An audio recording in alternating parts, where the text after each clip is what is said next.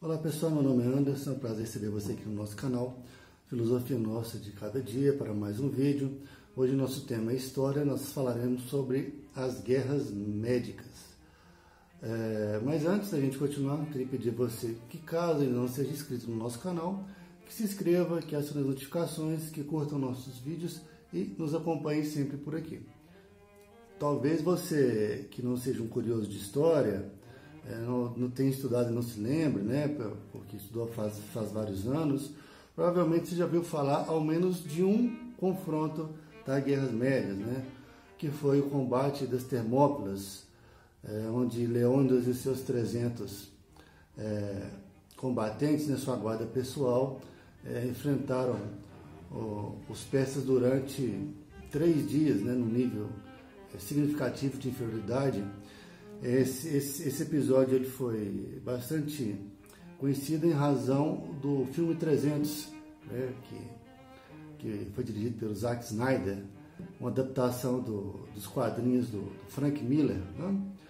E na verdade é uma fantasia, uma interpretação desse episódio, né, dessa batalha liderada por Leônidas, né, que não combateu sozinho com seus 300, a gente vai falar depois sobre isso. Mas enfim, guerras médicas, da onde veio esse nome, né? Médicas, seria um conflito entre vários médicos, né? De um lado os cloroquiners, a favor da ivermectina, não se entendendo aí com os pró-vacinas, né? Acabaram se armando aí de bisturis e serras e outras ferramentas e trocaram estocadas, né? Não foi isso que aconteceu. Na verdade, as guerras médicas são decorrentes da Média. O Império Persa, antes de consolidar a sua primeira dinastia, né, no século VI a.C., a unidade política no planalto do Irã, na região que era a Pérsia, a antiga Pérsia, era conhecido como Média. E lá moravam os medos, né, habitavam os medos. Então, as guerras médicas é uma referência aos medos, né? Guerra contra os medos. Para facilitar a nossa compreensão, eu vou dividir aqui a explicação em partes, né? Alguns manuais de história dividem em guerras médicas, primeira guerra médica, segunda guerra médica, terceira guerra médica. Outros não fazem uma divisão, mas para facilitar o entendimento aqui, eu vou dividir esse conflito seria no seu início, né, na sua deflagração, a primeira parte, e 4 expedições persas no território grego. Os conflitos que marcaram as guerras médicas, eles duraram 40 anos, eles foram de 499 a.C. até 459 a.C., né? Um período bastante extenso devido às dificuldades de comunicação e de mobilização da época, e sua origem basicamente foi questão comercial, foi hegemonia pelo comércio marítimo no Mar Egeu e no Mar Mediterrâneo. No século VI a.C., Ciro o Grande, né, o primeiro imperador da dinastia Aquemênida, e aqui eu deixei no canto da tela um mapa do Império Persa no seu apogeu, que foi um dos maiores impérios, né, na antiguidade foi um dos maiores impérios, o maior da época. Ele ia até da região da Índia, passando por todo o Oriente Médio, né, norte da Península Arábica, você pegando ali também uma parte da região costeira da África, região hoje onde que é Israel, Jordânia, passando pela Ásia Menor, né, Turquia, e indo até as margens da Europa, né? A gente pode ver a Macedônia e a Trácia aí, que foram ocupados em certo momento também. Ciro, em campanhas expansionistas, ele invadiu a região da Jônia, né, a Ásia Menor, região que é composta por Mileto, né, pela Lídia, essa parte de ilhas onde hoje é a Turquia, e dominou essas áreas que eram colônias gregas e nomeou interventores, né, tiranos, para governar essas áreas. Apesar de não influir diretamente nos costumes, né, na organização política, ele cobrava tributos. Então, em 499, o tirano da cidade de Mileto, né, a cidade mais importante aí da região da Jônia, Aristágoras, ele tentou uma aventura expansionista apoiada pelos persas contra a ilha de Naxos, que é uma ilha mais central no mar Egeu e sobre a influência das cidades-estados gregas. E essa incursão ela foi fracassada e, numa espécie de ressentimento do tirano, ele passou a insuflar revoltas em todas as ilhas que estavam sob o governo dos tiranos nomeados pelo Império Persa, o que ficou conhecido como Revolta Jônica. A Revolta Jônica ela durou do ano de 499 até 493. Elas foram apoiadas por Atenas e por outras cidades-estados, e foi exatamente esse o conflito, o primeiro conflito que deu origem às guerras médicas, que em razão dele decorreram todos os demais conflitos. Então, em 492, Dário I, ele resolve organizar uma expedição punitiva contra a Grécia. E ele atravessa o Helesponto e ele vem pela região da Trácia e da Macedônia. Ele chega a ocupar as duas regiões, mas ele não consegue entrar no território grego propriamente dito, A intenção era chegar até na Ática, região de Atenas, e acaba abortando essa expedição e posteriormente retorna para o território persa. A segunda expedição foi 2 anos depois, em 490, quando Dário envia uma frota pelo Mediterrâneo, e comandada pelos generais Datis e Artaphanes, que primeiro passam pela ilha de Naxos e destroem, e realmente conseguem desembarcar em Maratona, uma das batalhas famosas uma das 4 batalhas famosas que nós falaremos, que foi a Batalha de Maratona, a Batalha de Salamina, a Batalha das Termópilas e a Batalha de Plateia, que foram as 4 mais importantes. Mas em Maratona ele é confrontado por Milcíades, que era o general grego encarregado de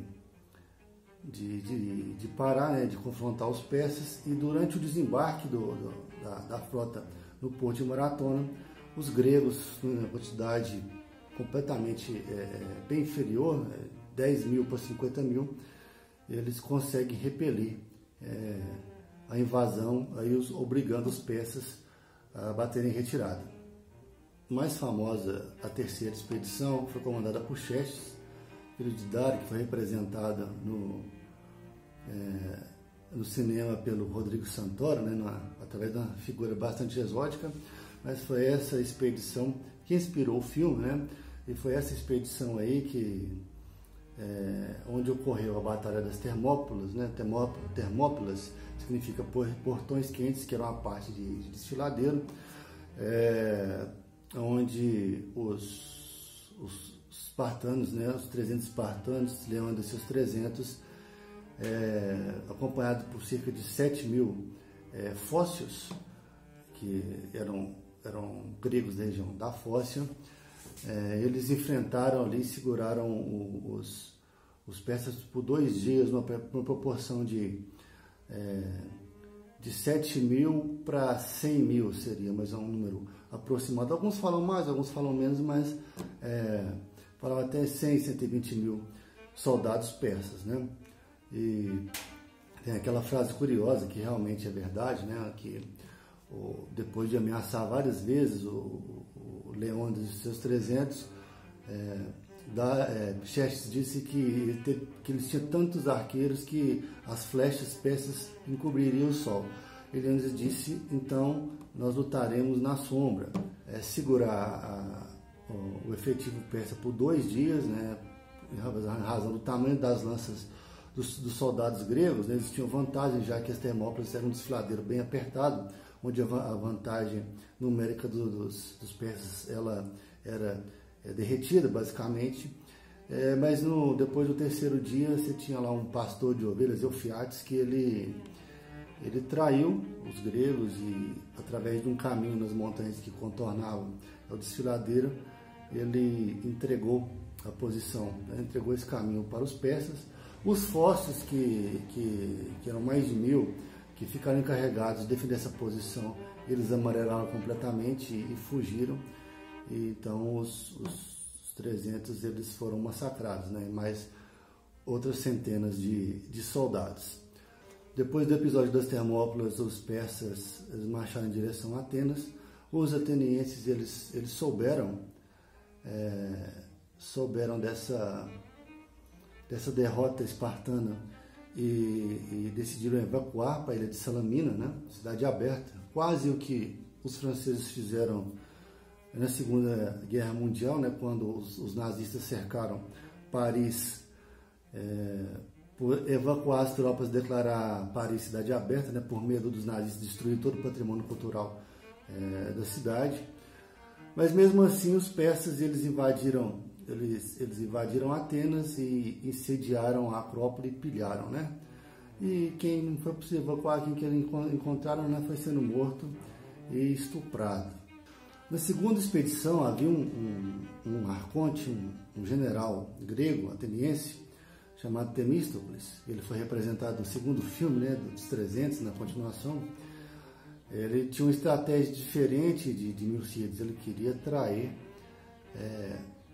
a frota persa para a Baía de Salamina, que Salamina é uma ilha, uma ilha grande, né, na costa da Grécia continental, e que essa estratégia era atrair a frota persa e destruí-la com a frota ateniense, onde os barcos atenienses menores levariam vantagem. Na segunda expedição ele não conseguiu convencer a Assembleia, mas ele não desistiu da ideia e acabou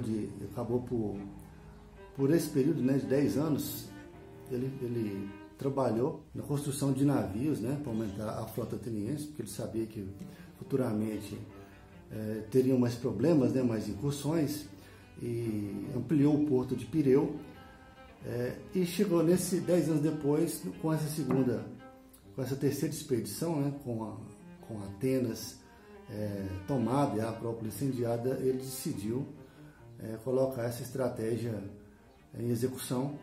Então ele articula, né, e atrai a frota armada persa para a Baía de Salamina e, aproveitando a maré, alguns navios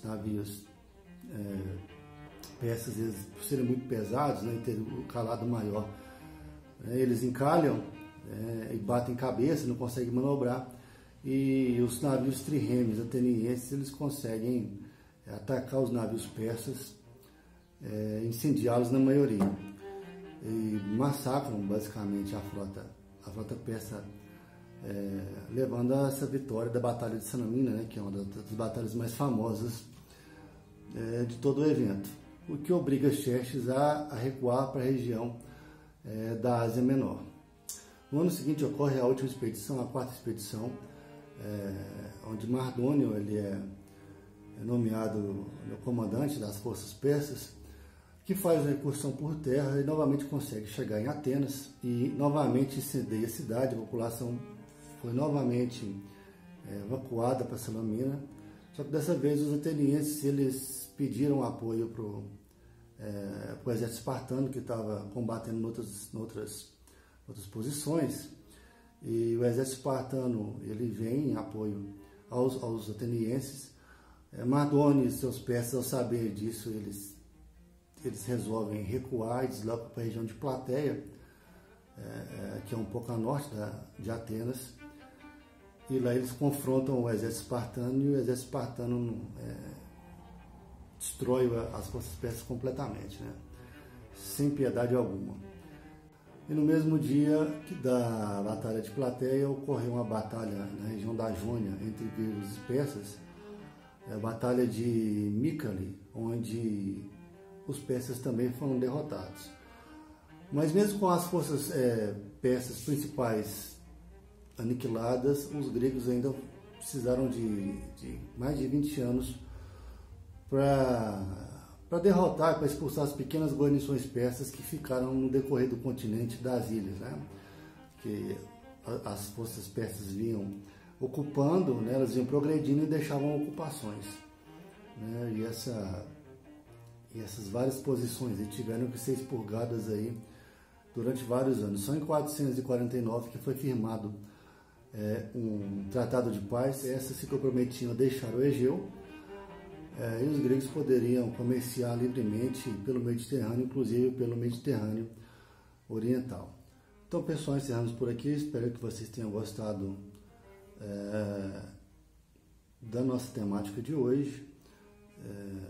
Peço novamente que se inscrevam no canal, que curtam os nossos vídeos, nos acompanhem sempre aqui, no YouTube.